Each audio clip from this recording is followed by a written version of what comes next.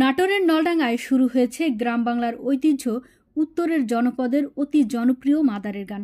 নাটোর জেলা প্রতিনিধি জানান, বুধবার রাত থেকে উপজেলার ভট্টপাড়ায় ৩ দিন ও রাতব্যাপী এই গানটি চলবে। আয়োজনে একটি দল অংশগ্রহণ করছে। মাদারের গান বা মাদার গান নাটোর জেলার নিজস্ব লোকসঙ্গীত হিসেবে পরিচিত।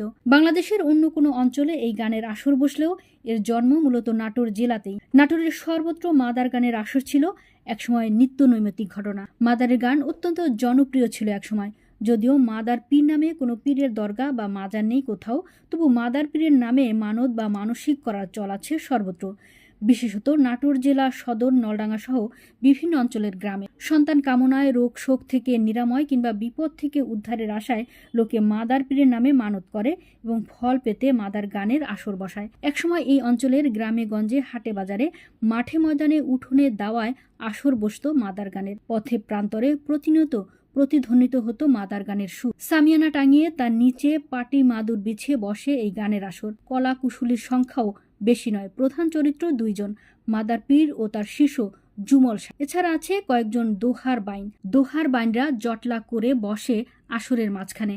তাদের হাতে থাকে খঞ্জনি। চারপাশে বৃত্তাকারে ঘুরে গান গায় মাদার পীর ও জুমল শাহ। তাদের হাক গানের সাথে ধুয়া ধরে দোহাররা। সওয়াল জবাব, বিবৃতি সবকিছু করে মাদার জুমল দুজনেই। এদের পেছনে পেছনে গান বাজনার তালে তালে নাচে